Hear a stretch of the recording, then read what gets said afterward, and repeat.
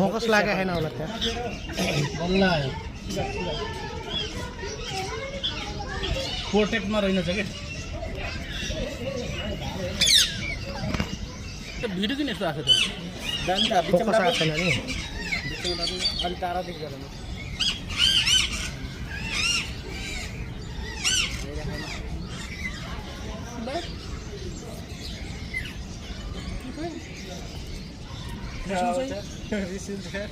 यस्तो गर्छस्